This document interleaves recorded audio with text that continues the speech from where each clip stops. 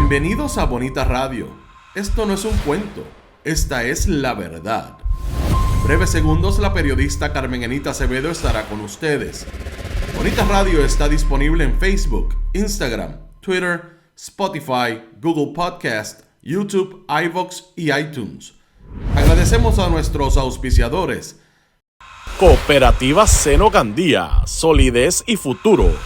Y Buen Vecino Café. Nuestras transmisiones son viables también gracias al apoyo de ustedes. Pueden enviar sus donativos accediendo a bonitaradio.net. Allí podrán realizar su aportación a través de PayPal o tarjetas de crédito. También pueden realizar su donativo por ATH Móvil Negocios a la Fundación Periodismo 21. O pueden enviar un cheque o giro postal a PMB número 284. P.O. Box 194000, San Juan, Puerto Rico 00919-4000. Bonita Radio, esto no es un cuento, esta es la verdad. Con ustedes, la periodista Carmen Enita Acevedo, en directo desde el estudio Roberto el Indio Acevedo.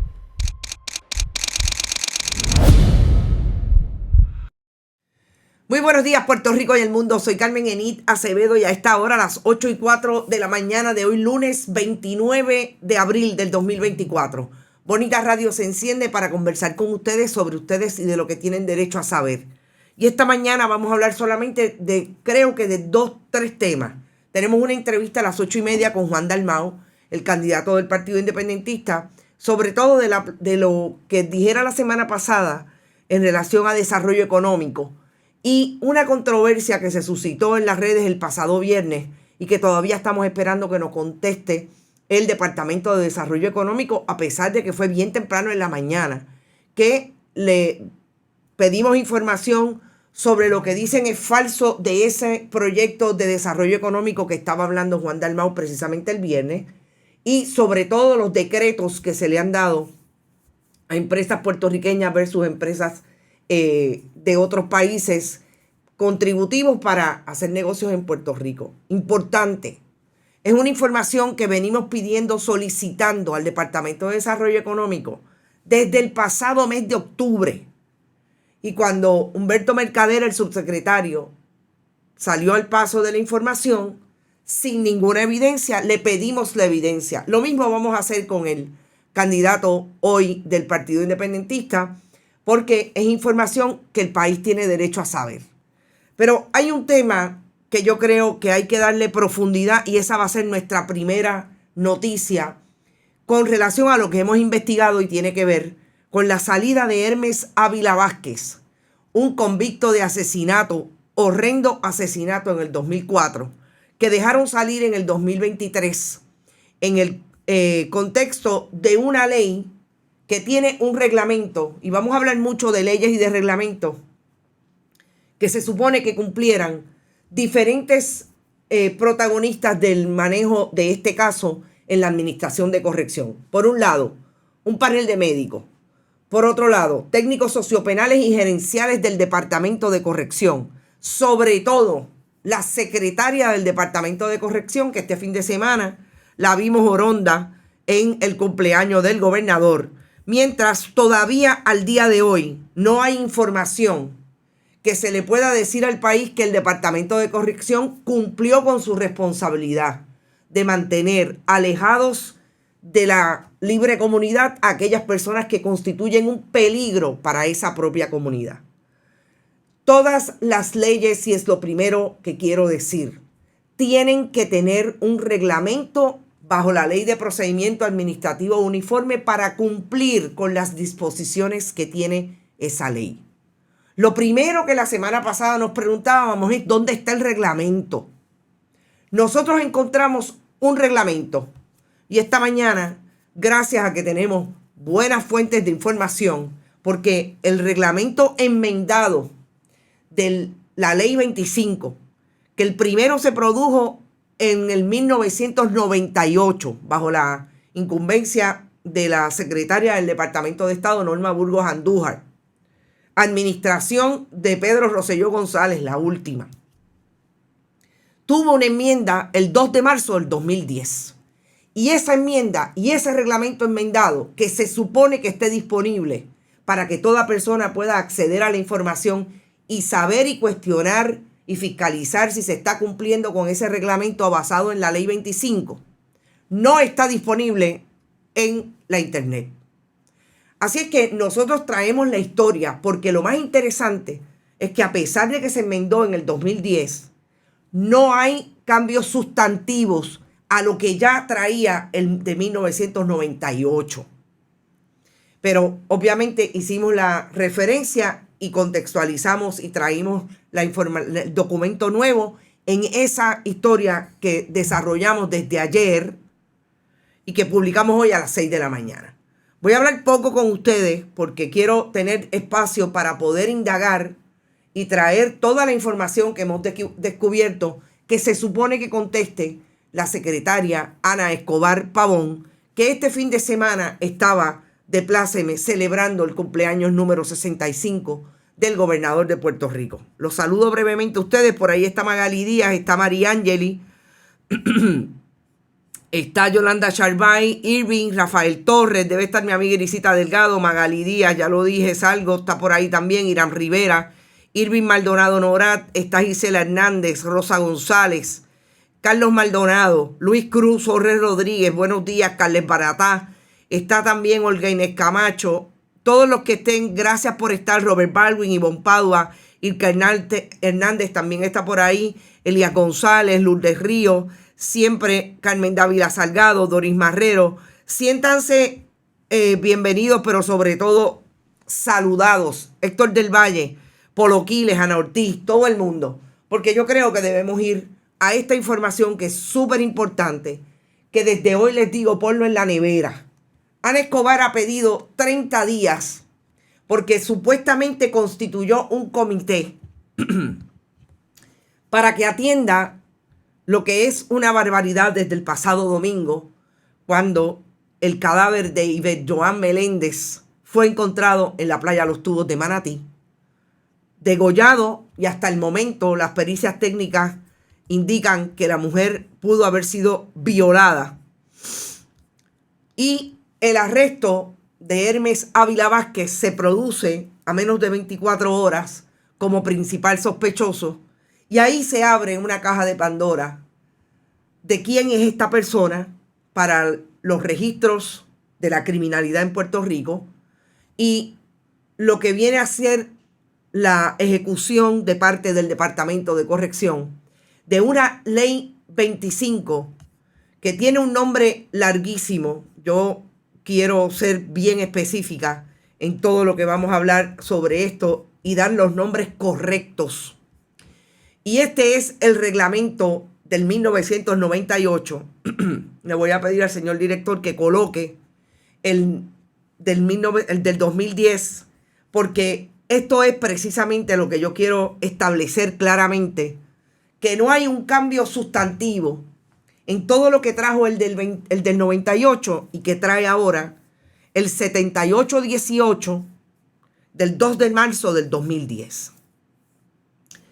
Porque, y fíjense quién firma, Eduardo Arosemena Muñoz. Ese nombre lo hemos escuchado y lo hemos escuchado y lo hemos escuchado. Incluso está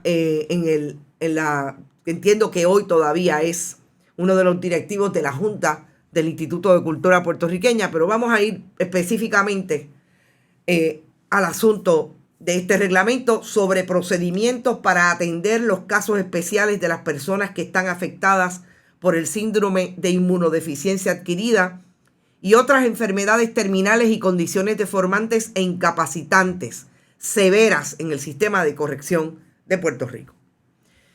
Cuando, se murió Pinchi Méndez, lo lamento mucho, Lourdes Río, excelente profesor y persona, pepiniano como yo. Liga Universitaria está por ahí Venerina Marién, Gladys Esther Cuevas también está por ahí, dice hay 24 reos en la calle con esta ley alterada fraudulentamente. Vamos a ir poco a poco, Gladys, yo estoy segura que hoy tendremos más información relacionada, porque lo que a mí me produjo investigar esto desde la semana pasada, que tengo información que no había traído porque yo le hice un acercamiento a Ivonne Guadalupe, que es la oficial de prensa de la Administración de Corrección. Me contestó una sola vez y después no me volvió a contestar. Y a mí me encantaría preguntarle directamente, y se lo pregunto por aquí porque no me contestan las llamadas ni ayer, ni el viernes, ni el jueves, ni el miércoles, ni el martes. Después que me dijo que me iba a conseguir a la secretaria del Departamento de Corrección, que milagrosamente tuvo una afección de salud cuando Bonita Radio le pidió un requerimiento de información sobre este caso.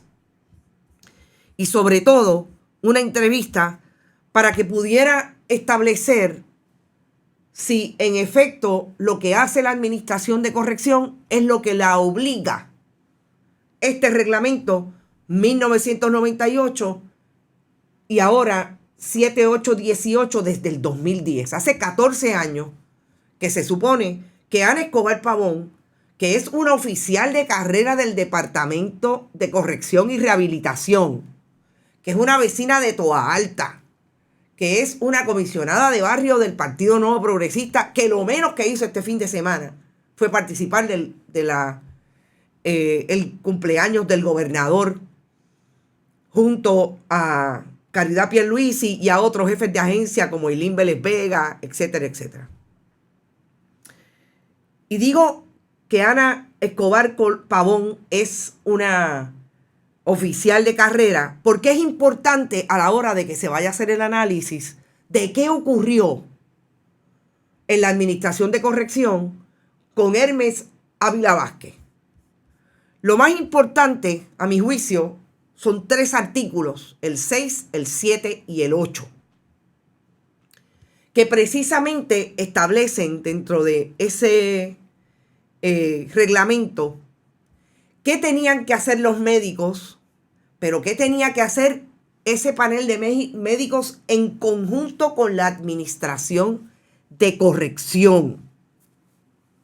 Y es importante establecerlo de en conjunto, porque este fin de semana tuve información, por un lado de la Administración de Corrección, pero por otro lado del Fondo del Seguro del Estado, de lo que a mí me parece es vital en este asunto, y es que los médicos recomiendan, a base de una información que se supone que hayan visto, las interrogantes son múltiples en todo esto, y que se supone que hayan analizado, por un lado.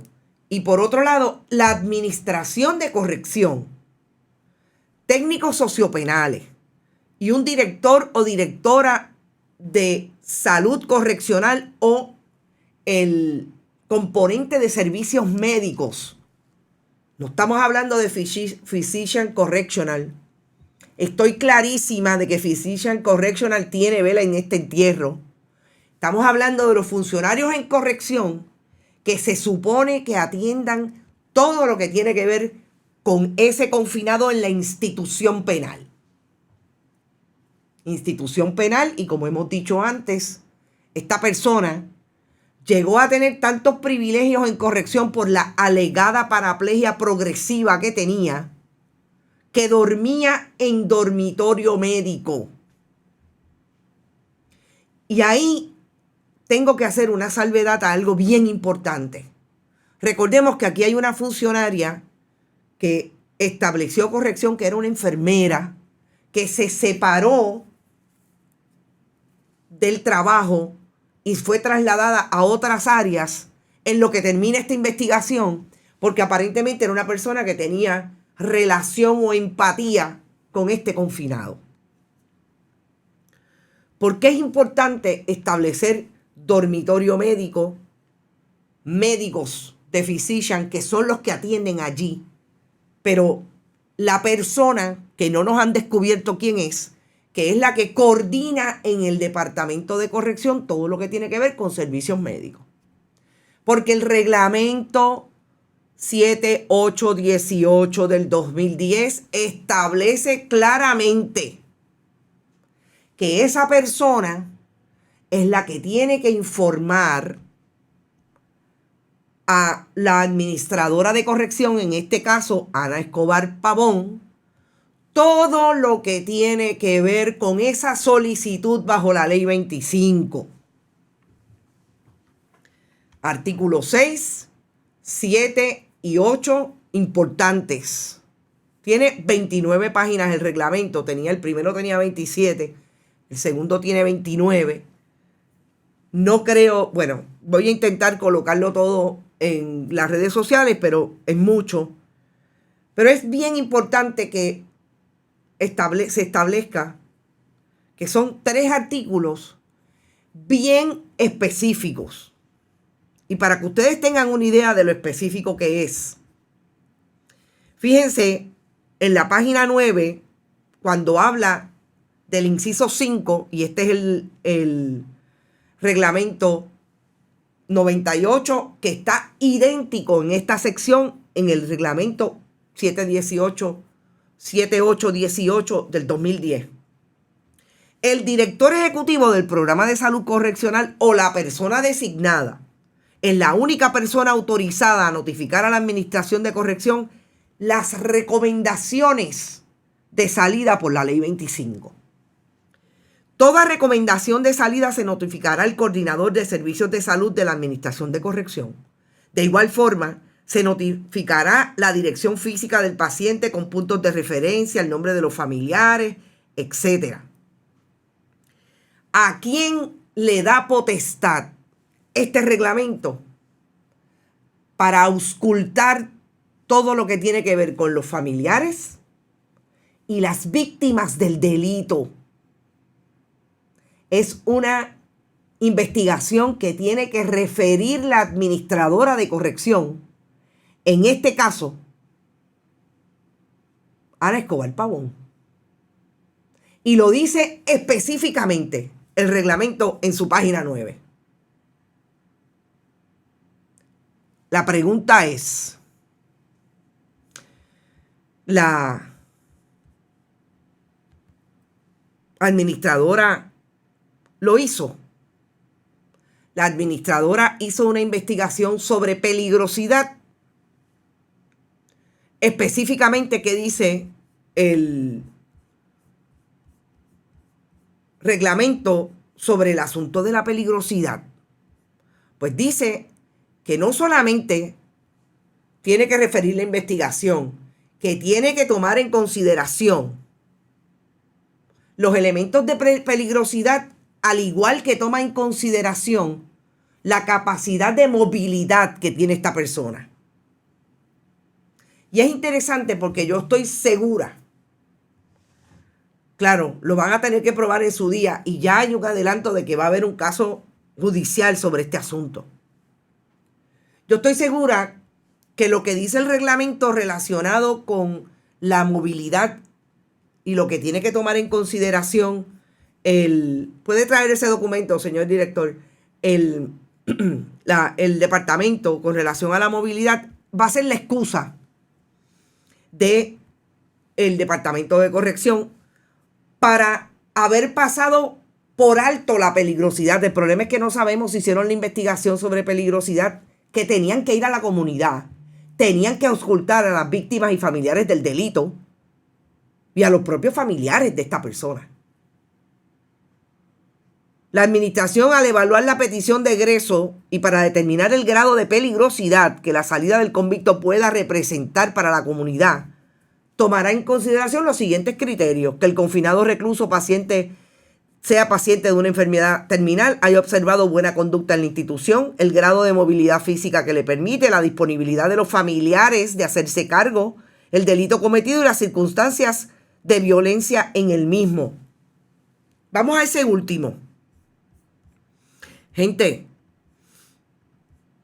en el 2004, este caballero, Hermes Ávila Vázquez, fue acusado de degollar y violar a una mujer en el interior de su guagua en Catalinas Mall, en Caguas. En el 2005 fue sentenciado a 122 años por ese delito. Salió por paz el 19 de abril del 23.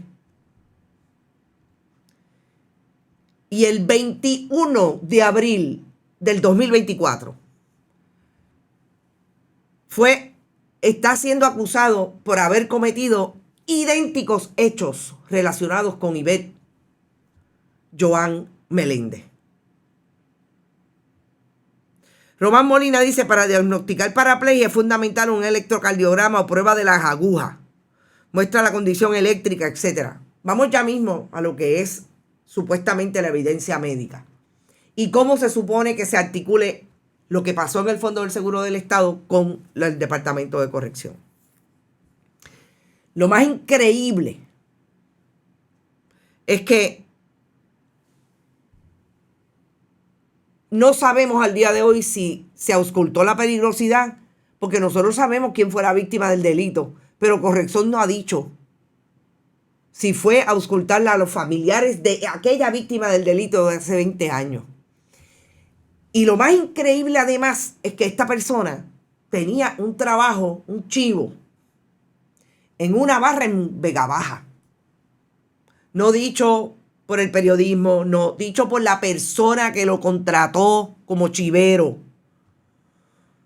en Vega Baja, en de aquí para dónde, de donde se asegura que fue que conoció, intervino con la última víctima del delito, en este caso, Ivette Joan Meléndez.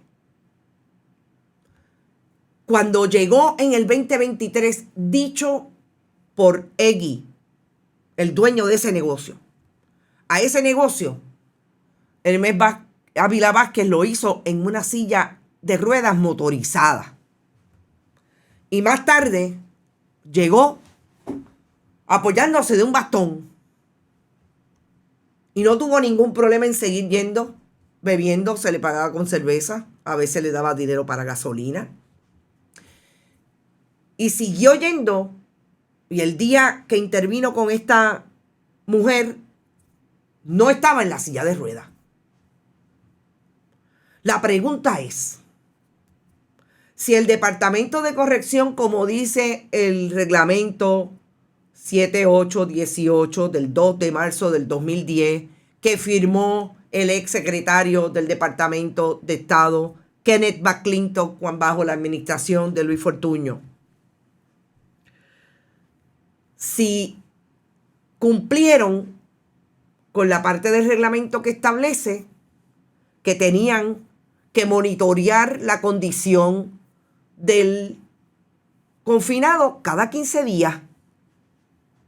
Si lo monitorearon, la pregunta es, hicieron la investigación de campo, ¿quién la tenía que hacer? Un técnico sociopenal asignado al caso.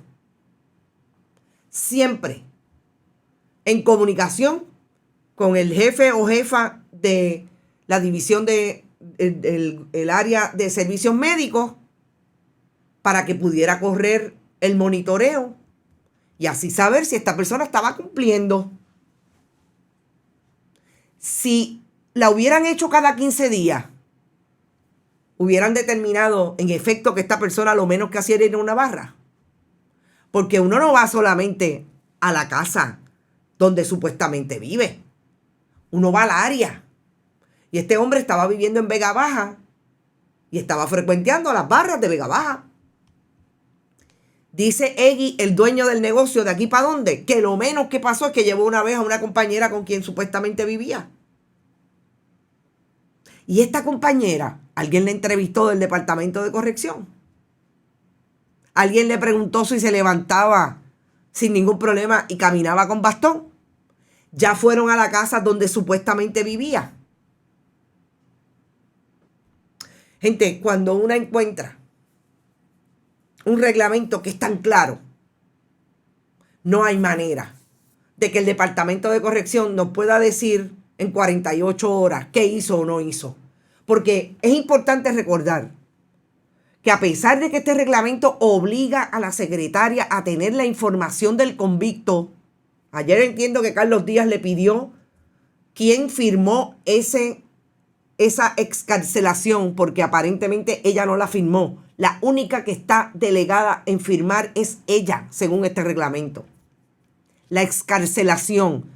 Y lo único que ella ha dicho, sin mencionar el reglamento, es que ella había pasado más o menos por el expediente sociopenal del convicto, pero no sabía del asunto médico. El problema es que tiene que haber sabido, secretaria. Tiene que haber sabido obligado. Y vamos al Fondo del Seguro del Estado. Yo escuché a Noé, el director del Fondo del Seguro del Estado, decir que ellos no excarcelan. No, lo que pasa es que ellos proveen o no proveen incapacidad total. Los médicos tampoco excarcelan. Quien excarcela es la secretaria, basada en una información que le dieron. Hay dos cosas que me llaman la atención. Yo vi un documento, papel, que existe, de noviembre del 2015, que establece que hay un informe de un tal doctor Naredo que recomienda la incapacidad total por una condición 33.6.9, que habla de un asunto en el cordón espinal, de una enfermedad en el cordón espinal no especificada. Ese es el código que se trae en ese documento. El informe del doctor Naredo es de septiembre del 2015. Eso fue lo que le informaron a corrección. De ahí en adelante, el próximo documento que yo veo, no lo puedo publicar, es de una evaluación en el 2021. ¿Dónde están las evaluaciones del 2023? Para sacarlo el 19 de abril del 2023. Todas esas son las preguntas. La secretaria no contesta. Alega que en 30 días va a tener la información. Cuenta y jure que de aquí al 2 de junio, que es la primaria de ley, no va a estar listo ese informe. Van a decir que todavía le falta tiempo y a saber qué están haciendo en la Administración de Corrección para cuadrar un informe que no ponga a la secretaria en lo que ya se establece que es precario, porque ese reglamento la obliga y ella no hizo nada. Hasta el momento no nos ha dicho qué hizo para prevenir, pero sobre todo, no firmó la excarcelación, hubo una investigación de peligrosidad, hubo una investigación en la libre comunidad, en la comunidad donde esta persona iba a vivir. Hubo un seguimiento del técnico sociopenal. Yo creo que es demasiado lo que tiene que contestar Ana Escobar. Y yo termino ese tema por ahora. Pueden estar seguros que más tarde, si terminamos antes la entrevista con Juan Dalmau, más tarde seguimos, pero sobre todo, estén pendientes a nuestras redes porque tenemos mucho más sobre este asunto y vamos a seguir investigando. Gracias a Vega Alta Coop siempre por estar con nosotros en Noticias con Café y a Buen Vecino Café. Vayamos a la entrevista con Juan Dalmau. Entiendo que Juan Dalmau está con nosotros ya. Buenos días, bienvenido Juan Dalmau a Bonita Radio. Saludos, Carmen Enit, un placer estar contigo en la mañana de hoy. Bueno, yo voy a cambiar el tema olímpicamente, pero antes quisiera que me dijera algo si tiene alguna información de esto que está ocurriendo con el caso de la Administración de Corrección. Yo creo que hemos hablado antes sobre este tema y es el ejercicio y lo que está pasando en las agencias de gobierno. En este caso, una agencia que se supone que mantenga encerradas a personas que no necesariamente se han o rehabilitado o cumplen con todos los requisitos para estar en la libre comunidad, como es el caso de Hermes Ávila Vázquez, por el cual está acusado de un segundo delito horrendo de asesinato. Bueno, mira, Carmen Enit, yo creo que como hemos discutido en ocasiones anteriores, aquí hay dos agencias de gobierno. Digo, todas padecen del mismo problema, pero hay dos agencias de gobierno que son las más politizadas, y politizadas me refiero a política partidista. Es el Departamento de Educación y el Departamento de Corrección y Rehabilitación, que no cumple con lo que es la rehabilitación. Y aunque ha habido iniciativas como la del padre Picó, en donde busca la forma de rehabilitar a aquellos que le han fallado a la sociedad, ciertamente por virtud de esta ley que se había aprobado han dejado salir a personas que no cumplen con los requisitos de lo que es básicamente personas que estaban desahuciadas, ¿verdad? Personas que estaban a punto de morir para que pasaran sus últimos días en lo que puede ser su ambiente familiar. Y se abusó de ese proceso y la empresa que da los permisos para que estas personas puedan salir son personas que son inversionistas políticos del gobierno actual de Pedro Pierluisi y de Tomás Rivera Schatz, y por lo tanto hay una sombra de sospecha de cómo se dio este proceso. Bueno, yo quiero pasar directo al tema de desarrollo económico.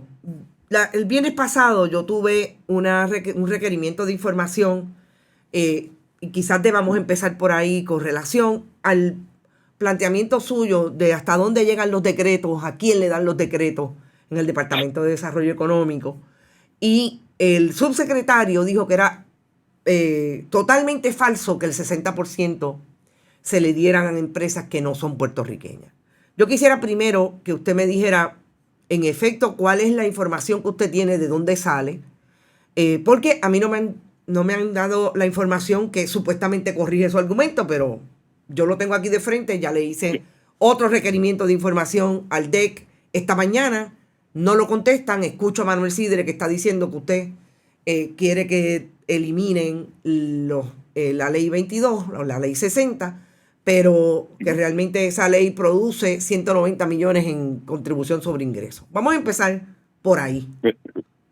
Vamos a empezar por ahí, Carmen Enit, porque yo te voy a dar la información. El DEC, el señor Sidre, pidió no uno, dos informes de econométrica que dirige el señor Caraballo Cueto, y también de estudios técnicos que dirige el economista Joaquín Villamil. En ambos informes que pidió el DEC se le plantea que la ley 22, que es esa parte de la ley 60 ahora, se divide entre la ley 20 y la ley 22. La ley 20 crea cerca de 39,000 empleos y son de empleos de empresarios puertorriqueños, y por lo tanto yo no veo problema con la ley 20. Pero la ley 22 le cuesta al pueblo de Puerto Rico más de 500 millones de dólares al año, lo que se llama, lo que los economistas llaman el gasto tributario. Es decir, que no cobramos las contribuciones y las dejamos de recibir para poder tener mejores servicios en lo que es, ¿verdad?, los asuntos de gobierno. Y por lo tanto, en esos dos informes que pidió el DEC, el propio Manuel Sidre los pidió, le están diciendo que esa ley, la ley 22, es una ley que es defectuosa. Aquí han participado economistas en esta propuesta económica que ha hecho el Partido Independentista Puertorriqueño como parte del proyecto de Patria Nueva, pero también personas como Joseph Stiglitz, que es un premio Nobel de economía, participó de una conferencia de espacios abiertos y básicamente dijo cómo un país que está en quiebra puede adoptar medidas de esta naturaleza en donde deja de recibir dinero, porque básicamente la captación que podríamos tener es cerca de 500 millones de dólares, y las personas que se benefician de esas ¿verdad?, de esas deducciones son personas o que vienen a Puerto Rico a adquirir propiedad inmueble, y además que no dejan dinero en la economía. Y así que a mí me sorprende enormemente que el secretario de Desarrollo Económico se convierta en un abogado a favor de medidas legislativas que afectan el bolsillo del pueblo puertorriqueño. ¿Qué le dicen los economistas con ese número de 190 millones de que habla Manuel Sidre? Y volvemos, son conversaciones que tiene con periodistas que ellos le contestan las preguntas, pero no he visto un documento, y de hecho yo los pido y no me los dan.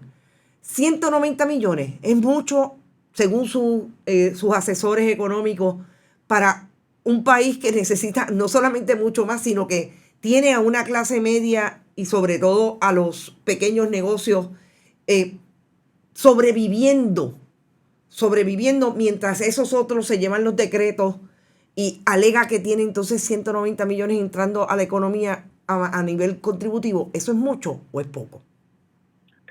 Es muy poco porque nos está costando más de 500 millones de dólares al año. Los economistas han calculado, los que han trabajado la propuesta, han calculado que para el 2025 eso van a ser un costo al pueblo de Puerto Rico de 600 millones de dólares, un aumento de lo que dejamos de recibir de 100 millones de dólares.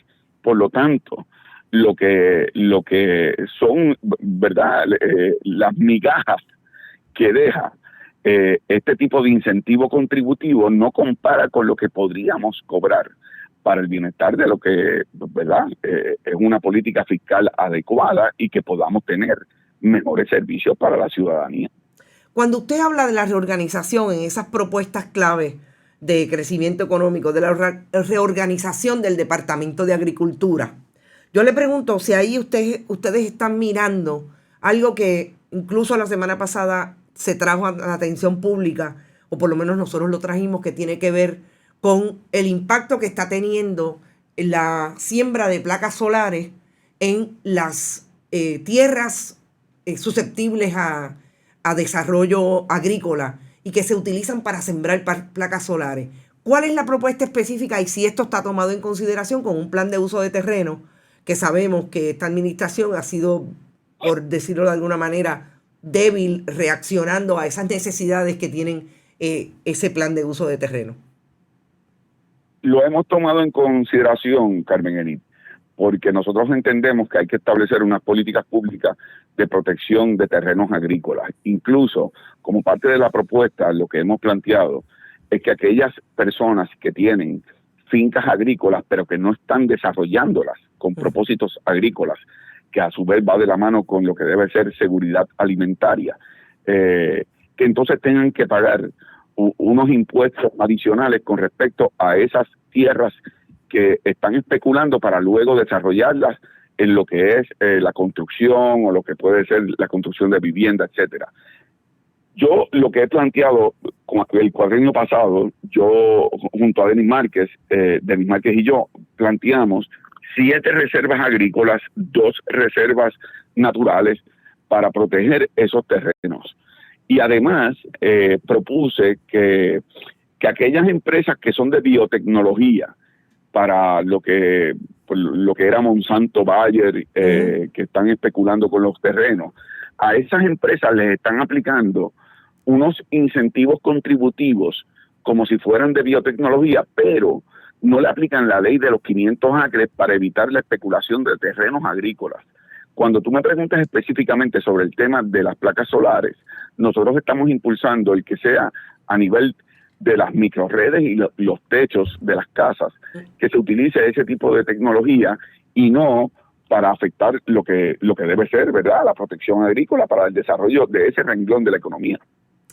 Cuando ustedes están en esta organización, ¿cuál es la consideración que tienen y en el análisis cuál ha sido el impacto de lo que significa la Junta de Control Fiscal? Y lo voy a decir desde el punto de vista de lo que está haciendo la Junta, que está casi decidiendo lo que va a ser legislación incluso en aumentos de salario, etcétera, etcétera. Las decisiones del gobierno de facto, como yo le llamo, inciden todos los días en ese gobierno autonómico, si se puede llamar de esa manera, que significa que el Ejecutivo tiene el poder de hacer y la legislatura implementar la política pública.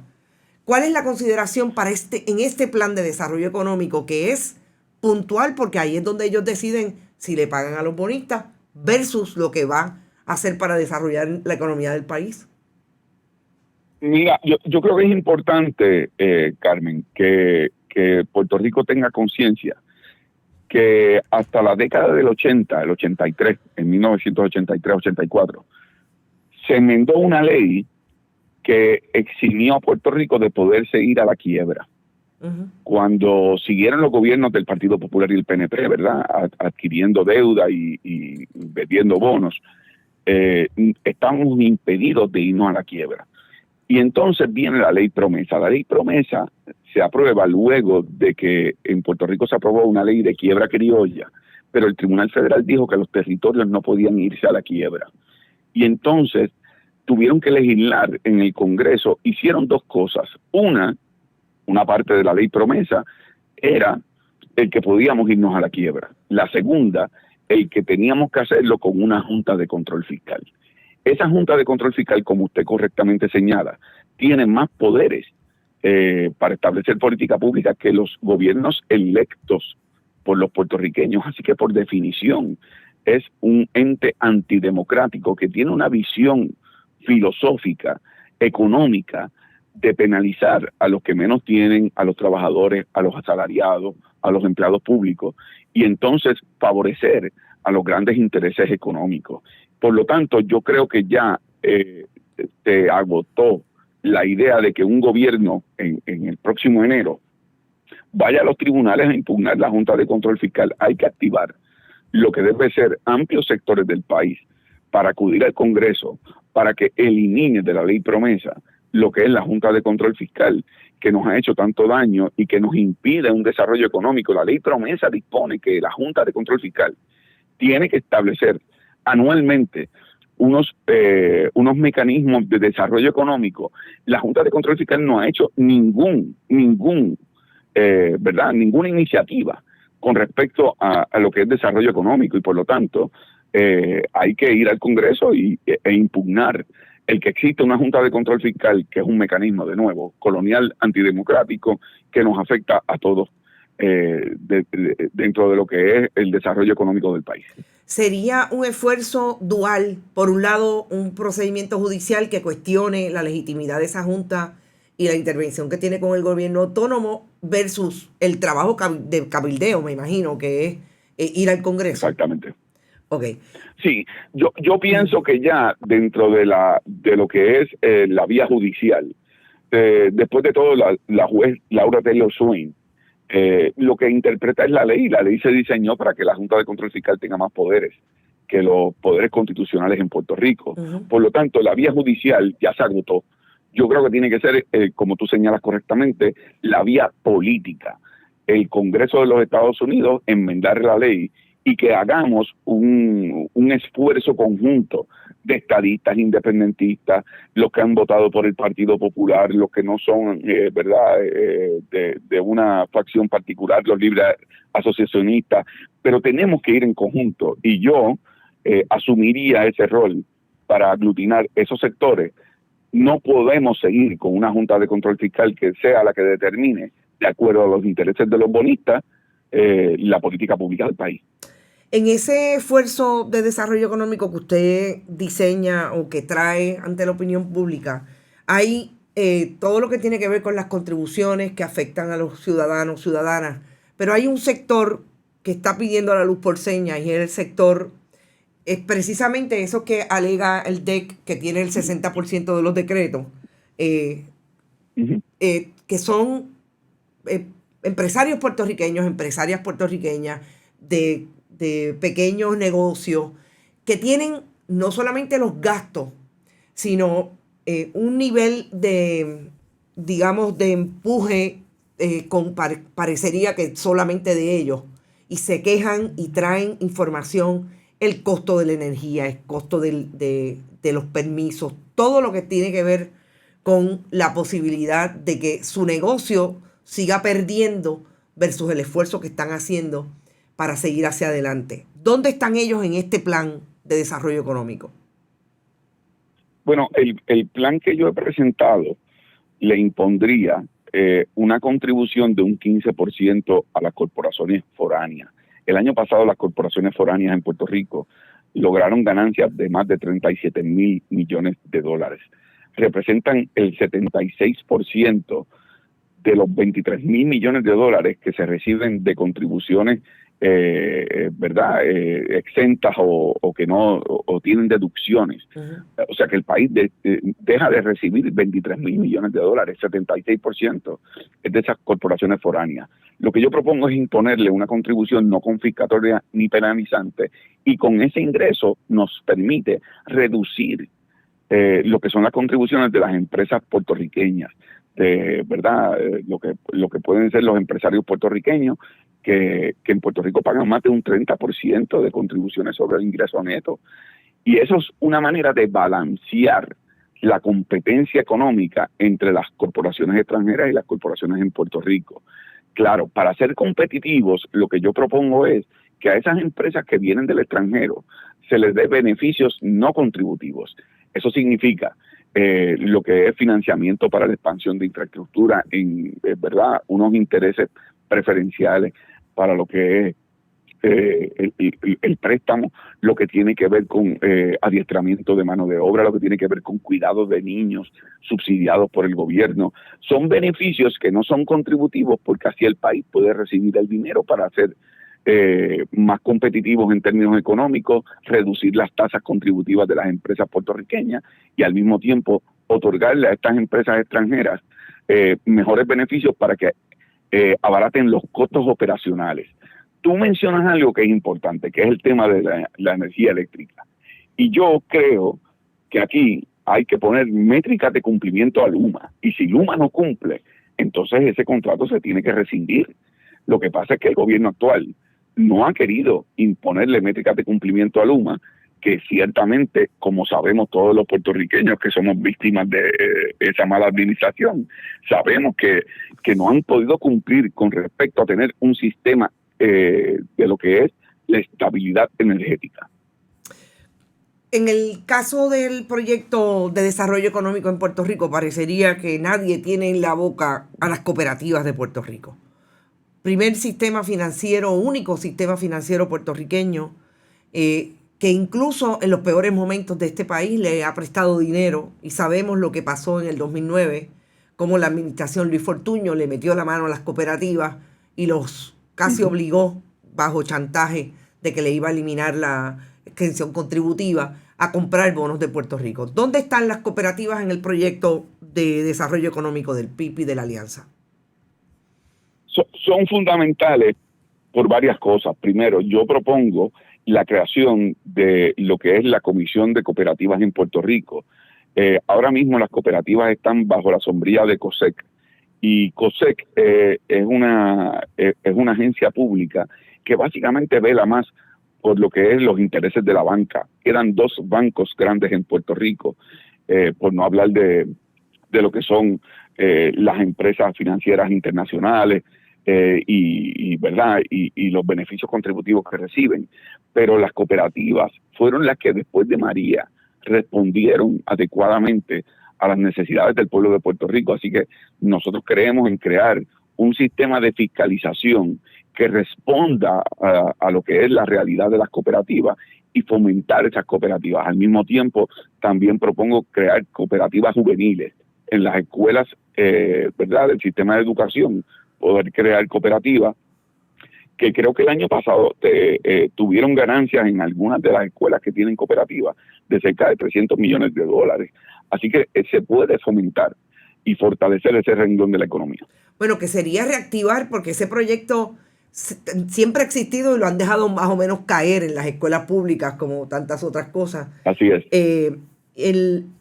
Juan Dalmau, yo me tengo que ir, tengo 9 minutos para terminar el difícil tema de la administración de corrección, pero como último, yo creo que también este asunto del desarrollo económico hay una relación intrínseca con lo que está pasando en la costa del país. Sabemos lo que María de Lourdes Santiago ha intentado hacer con relación a la moratoria de la construcción y el desarrollo. Hay una intervención indebida a favor del desarrollo económico descontrolado, lo que está ocurriendo en la costa, zona marítimo terrestre, bienes de dominio público. ¿Y cómo ustedes piensan trabajar con eso si ganaran las elecciones? Mira, Carmen Enid, yo el cuatrenio pasado presenté el proyecto de moratoria para la construcción en la zona del litoral. En Puerto Rico son más de 40 municipios que son parte de la zona costanera. Ese proyecto, Carmen Enid, que esto es un escándalo, y te lo estoy ofreciendo para que tú hagas tu investigación, tenía un informe positivo de la Comisión de Recursos Naturales y Ambientales y nunca se llevó a votación. Los únicos que se opusieron fue el Departamento de Recursos Naturales. Todos los demás que comparecieron a las vistas públicas favorecieron la moratoria a la construcción en la zona del litoral. Y por lo tanto, ciertamente, yo tengo que concluir que hubo intereses económicos, intereses del inversionismo político, que presionaron para que este proyecto no se llevara a votación, aun cuando tenía un informe positivo para su aprobación. Así que nosotros tenemos que, como archipiélago, ¿verdad?, como pueblo, cuidar nuestras costas. Y María Lourdes Santiago, Denis Márquez lo han hecho este cuatrenio, pero ciertamente la mano oscura del inversionismo político que se beneficia de construir sobre pilotes en el mar y privatizar de facto playas, son los que están interviniendo para evitar que ese tipo de proyectos se apruebe. Bajo mi gobierno, eso se aprobaría. Bueno, Juan Dalmau, mil gracias por compartir información con Bonita Radio. Gracias a ti, Carmen Enit. Un abrazo grande. Seguimos. Bueno, escucharon a Juan Dalmau. Eso último que dijo Juan Dalmau, yo no lo sabía. Y sí, claro que lo voy a investigar porque es interesantísimo. Sobre todo, quiénes fueron los responsables. Una administración legislativa de Tomás Rivera Chats en el Senado, de Carlos Johnny Méndez en la Cámara de Representantes. Y qué interesante que lo que ha sido un trabajo de las comunidades en este cuatrienio. Vamos a hablar de lo que han hecho desde la legislatura. Sabemos que allí hay una gente, Mariana Nogales, María Lourdes Santiago, Denis Márquez, Ana Irma Rivera Lacén, esas posiciones que han asumido con relación a, en efecto, lo que está pasando en la costa, el proyecto de moratoria y sobre todo lo que están haciendo las comunidades. Las comunidades lideraron un esfuerzo para denunciar lo que estaba pasando en Rincón, lo que estaba pasando en Aguadilla, lo que estaba pasando en Río Grande, en Luquillo, en todas las puntas de Puerto Rico. Y son 48 municipios costeros. Son las comunidades los que lo han denunciado. Fíjense qué ha pasado en el del 2021 al 2024.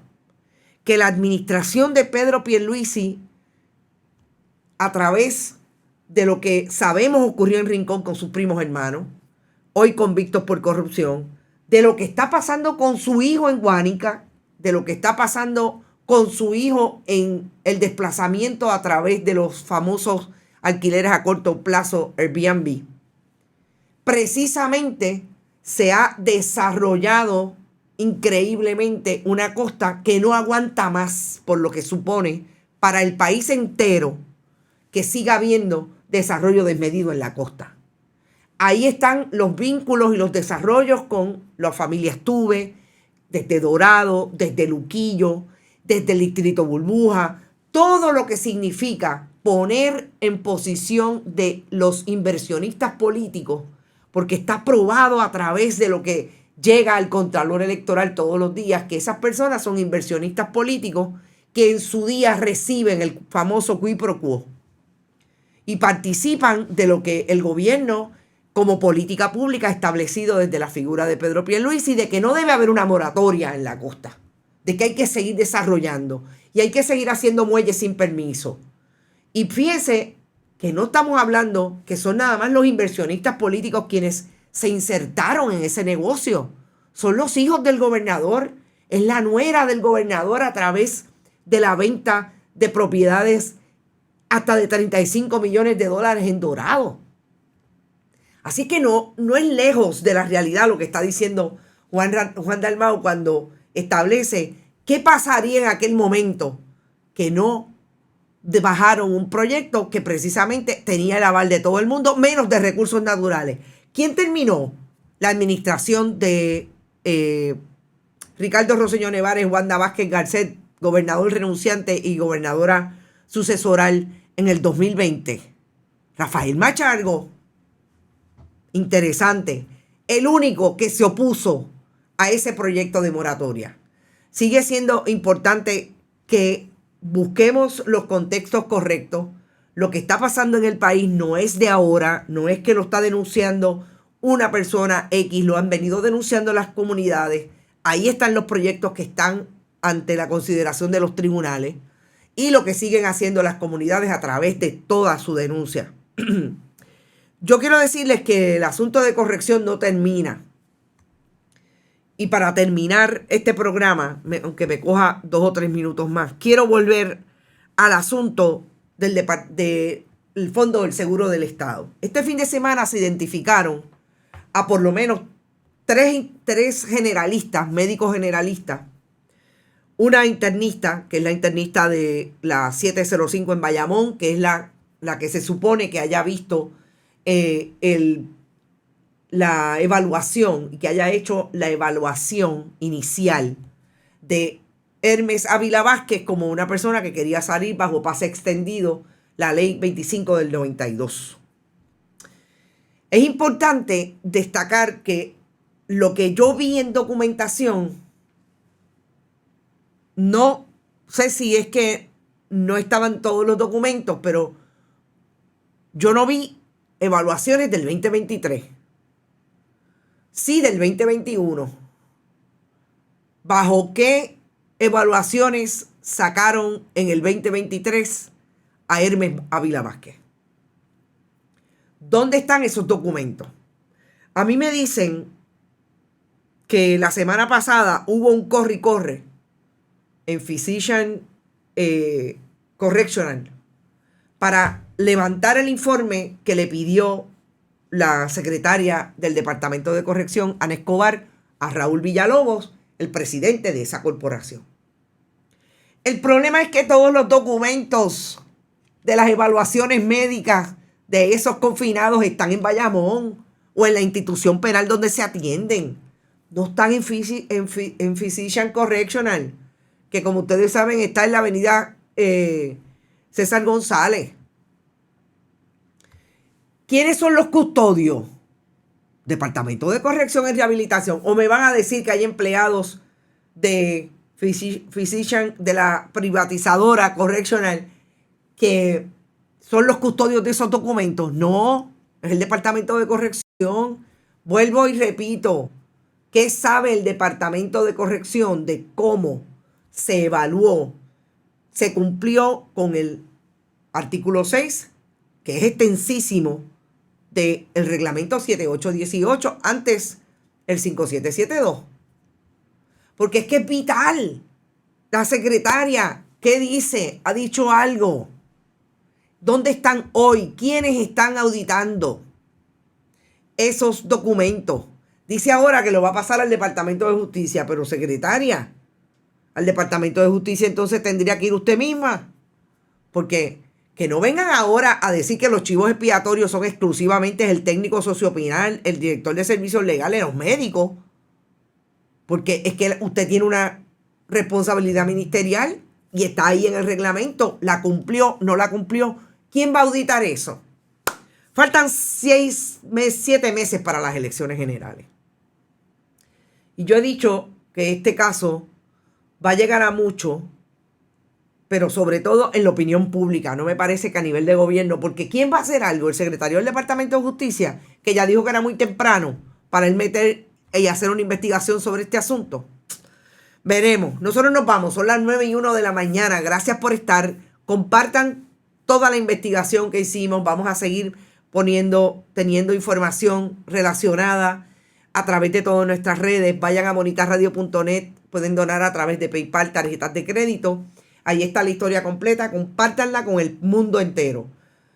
Siempre pueden donar a través de Bonitas Radio en ATH Móvil y Fundación Periodismo 21 ATH Móvil. Cheques o giros postales a la dirección que mi amigo Rodrigo Otero Goico le transmite al final y al principio de este programa. Y recuerden, no se olviden de el almuerzo deportivo a las 12 con Rodrigo. Amenaza con ser bueno. Gracias por estar. Nos vemos mañana a las 11 en Esto es lo Último. Bonita Radio. Esto no es un cuento. Esta es la verdad. Este programa fue traído a ustedes por Cooperativa Seno Gandía, solidez y futuro. Y Buen Vecino Café. Y no olvide que puedes realizar sus donaciones a través de ATH Móvil en la sección de negocios como Fundación Periodismo 21. O puede acceder a nuestra página de internet bonitasradio.net y donar a través de PayPal o tarjetas de crédito.